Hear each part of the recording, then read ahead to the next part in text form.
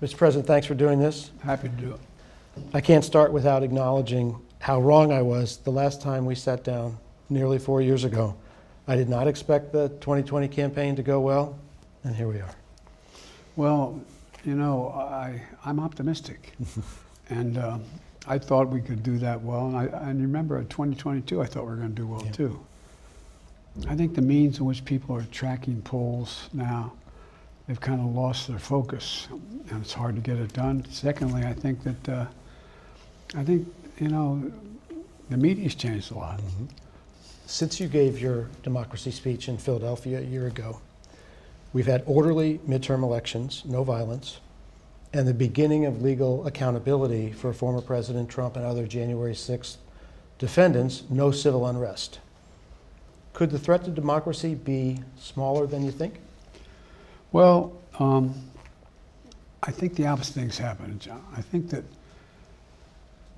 this is sort of the last gasp, or maybe the first big gasp of the mega Republicans. And I think Trump has concluded that he has to win, and he'll pull out all the stops.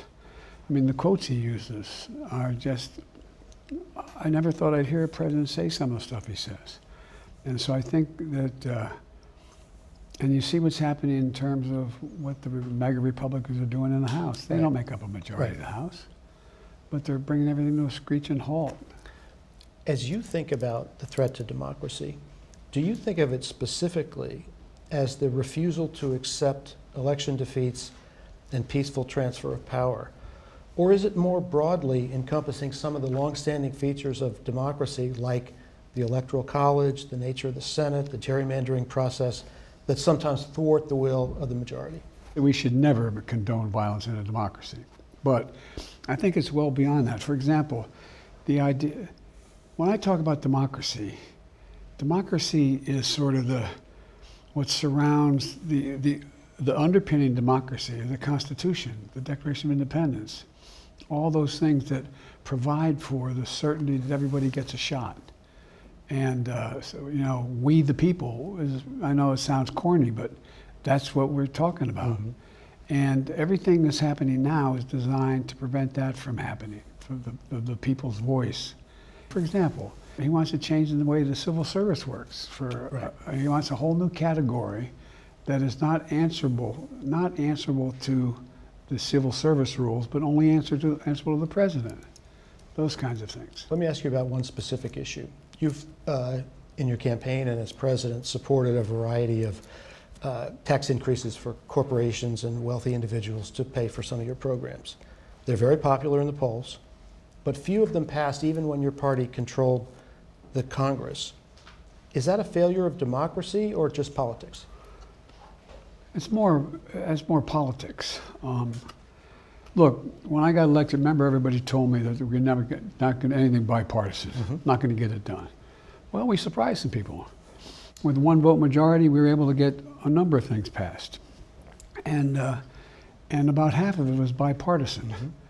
So I don't think it was a consequence of the parties. It was a consequence. The things I'm worried about are the institutional changes that are attempted to be made. Well, speaking of that, Speaker McCarthy has advanced an impeachment inquiry on the basis of innuendo about your son, but not evidence of wrongdoing by you. He's done that partly to try to keep his job, partly to persuade some of his most extreme members not to shut the government down. It so far has not worked, and it looks like they are going to shut the government down this weekend. What does that say about the current Republican Party's ability to govern in our constitutional democracy? I think this is two things. The Speaker's made a terrible bargain. In order to keep the speakership, he's willing to do things that I think he knows are inconsistent with constitutional processes, number one. Number two, I think it says that there is a group of mega Republicans who genuinely want to have a fundamental change in the way the system works.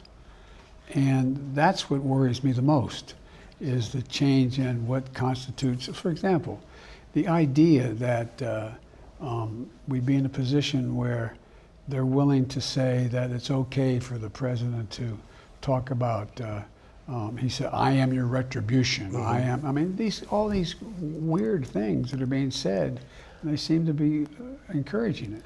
You've said that most Republicans are not MAGA, I agree. but they're being driven and intimidated by the smaller number who are. If January 6th, a new presidential campaign and a government shutdown does not motivate that majority to regain control of the party, what can? I'm really worried if that's the case. And that's why I think that I want to increase the focus on the fundamentals here. That democracy, literally our democracy, is at stake. And it's by altering the institutional structures to protect it. And I think that I think we're in real trouble if that's not the case. But I'm convinced that part of it is communicating to the American people. This is bigger than political disagreement. It's beyond that. And when you talk to people, like for example, the speech I recently made on democracy, I made about 4 major speeches on democracy. Initially, with notable exceptions, people thought, what's Biden talking about here? Well, you know, the data showed that over 60% of the American people, they were worried too. And that's one of the reasons why 2020 turned out the way it did, 2022 turned out the way it did. And so I think it's important that to give people some hope that we can get through this. Look, we're on the cusp of being able to do, not because of me, not because of my presidency, the cusp of being able to do some really big things in America. Speaking of institutions, rule of law is an essential feature for democracy. Do you personally have confidence that this current Supreme Court is upholding and will uphold the rule of law? I worry because I know that if the other team, the MAGA Republicans, win, they don't want to uphold the rule of law. They want to get rid of the FBI. I mean, the things they say. And I think that somehow we got to communicate to the American people, this is for real. This is real if they were to take over, if they were to have their way. And but I do think at the end of the day, this court, which has been one of the most extreme courts, I still think in the basic fundamentals of rule of law, that they would sustain the rule of law. My colleagues at ProPublica have documented undisclosed gifts for justices from friendly billionaires. And in the case of Justice Thomas, appearances at events for donors of the Koch network, which wants reduced regulation of business in a pending court case. Justice Alito has said that calls for stricter regulation in Congress don't work because the Constitution gives no authority to the Congress to regulate Supreme Court ethics. Is he right? It's a tough call whether we can. I think we can. But let's skip over that. What does the Constitution call and expect of the court? Of the court. And the idea that the Constitution would in any way prohibit or not encourage the court to have basic rules of ethics that are just on their face reasonable. Do it themselves. Do it themselves is just not the case. Another constitutional question. There are some legal experts who say that regardless of the outcome of any criminal case, that former President Trump's efforts to overturn the election in 2020 disqualify him from running again under the 14th Amendment. Are they right? You get a lot of serious constitutional scholars disagreeing on either side of that. As you can understand, I'm not going to opine on that right now. Richard Haas, the foreign policy advisor, past Republican presidents, says that Trump wants Budapest on the Potomac in his efforts to get greater personal control of the government and pursue retribution, something you spoke about yesterday. He says, like you, that the voters should make protection of democracy the paramount issue, which is another way of saying the only way that voters can protect democracy is to vote for the Democratic nominee, you. Are voters going to be comfortable hearing that argument? I don't think it was phrased that way, but I think if it says So if it's phrased, if the former president were to become president again, the things he says he will do are a threat to American democracy. And by the way, it's not just here. As I travel the world, I have heads of state asking me, conservative heads of state, look, what's going to happen? Does that mean? Because democracy is in jeopardy in other parts of the world as well. And Madeleine Albright was right. We are the essential nation. If it fails here, Katie bar the door. Given the concerns that many voters have about your age, among other things, why are you the only Democrat who can protect democracy next year? I'm not the only Democrat that can protect it. I just happen to be the Democrat who I think is best positioned to see to it that the guy who was worried about taking on democracy is not president. You, yesterday in your speech, said that voters should put partisanship aside for the larger cause, Republicans, Democrats, Independents. What Democratic priorities are you prepared to set aside to attract the largest possible coalition? Well, look, if you take a look at all what I propose, they're overwhelmingly popular with the American people. Nothing I've proposed is extreme.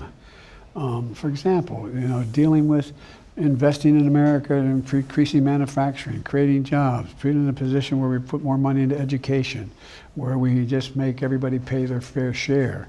Those things, as measured broadly, they're popular across the board. So the thing that I have trouble trying to figure out is what it is that, other than protecting the Constitution, what is it that these mega Republicans think is extreme about what I'm doing? They haven't been, I haven't seen any articulation of any of that. Your former Senate colleague, Joe Lieberman, says he is upholding democracy by working with an organization called No Labels to pursue a potential third-party candidacy. Is he? Well, he has a democratic right to do it. There's no reason not to do that.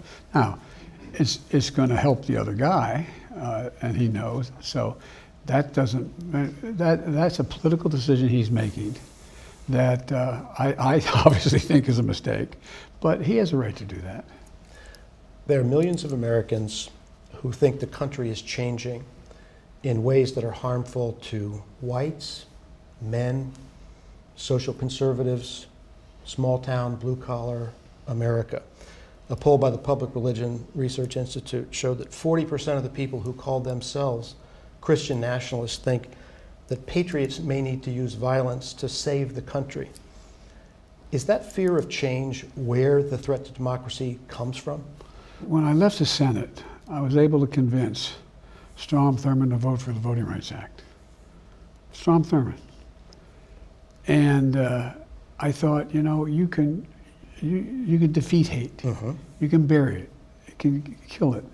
But I learned you can't. All you can do is you can drive it underground. And when you breathe oxygen under the rock, it comes roaring back out again. And I think one of the things that I said, you may recall in the 2020 campaign, I said, I speak to you not from Wall Street, I speak to you from Scranton, Pennsylvania. That was a bit of a populist point, but it was a genuine point. That in fact, I represent all those people. I will represent all those people. But there is a real play. The world's changing, John. And we're going to be, the fact is, we're going to be very shortly a minority white European country. Right. And sometimes my colleagues don't speak enough to make it clear that that's not going to change how we operate. That's not going to change them. You focused on delivering economic benefits to some of those voters who are afraid of change. What is the evidence that in this current moment, it's economic benefits that will diminish their grievances? It's not so much the economic benefits, it's treating them with respect. Treating them with respect.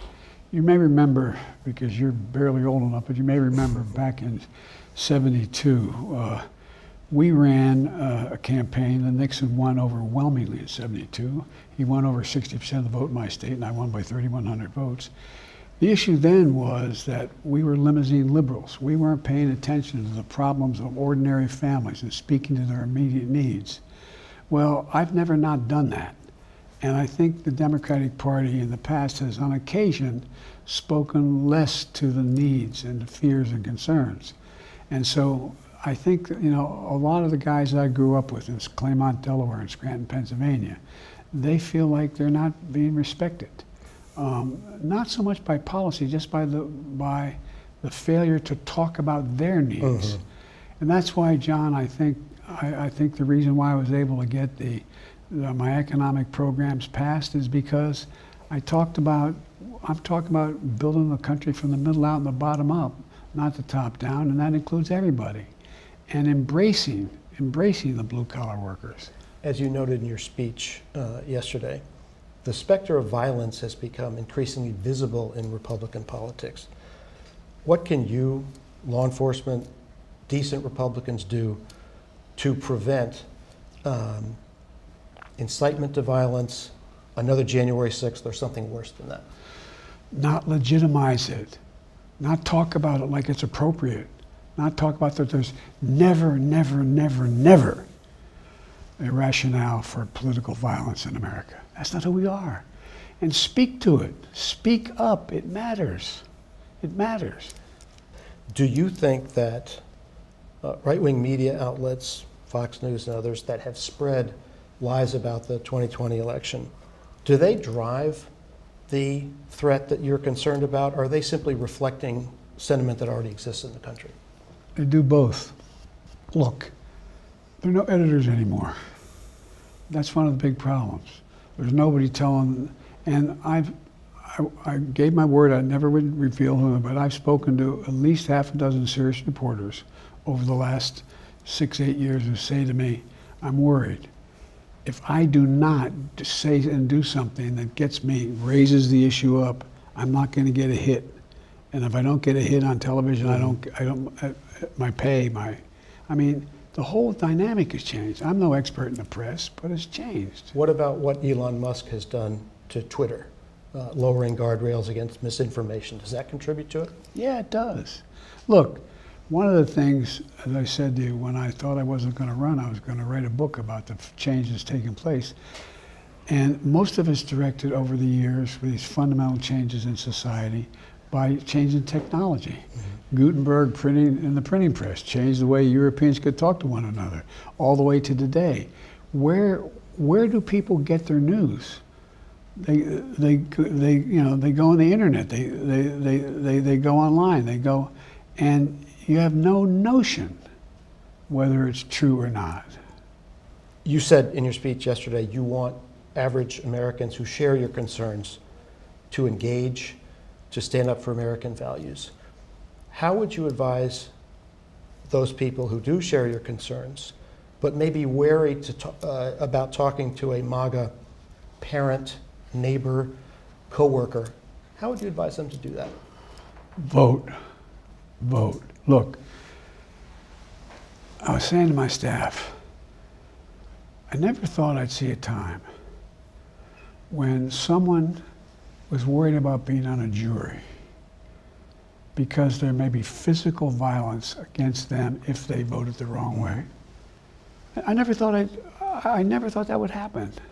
It's like maybe a mobster's case, right? I mean, think about that. But a lot of average people think those are really difficult conversations to have with people and may be reluctant to engage. Well, they are, and I think if you don't want to engage, you just act, you just do what you think is right, and part of that is just showing up. But I also think that we should be engaging people more and not be worried about our neighbor. Talk to them, sit down and say, what do you think? Well, and not get in arguments, but say, this is what you say this, but how about this? And force people to get in a two-way conversation. But it's hard, John. But the biggest thing is, look, I really do believe that the vast majority of the American people are decent, honorable, straightforward. I mean, I think it's a minority. And I think they have to, though, understand, one, what the danger is if they don't participate, and two, show up. Mr. President, thank you very much for sitting down. Thanks for having me. Quite frankly, I'd like to do more of it with you. I mean it sincerely.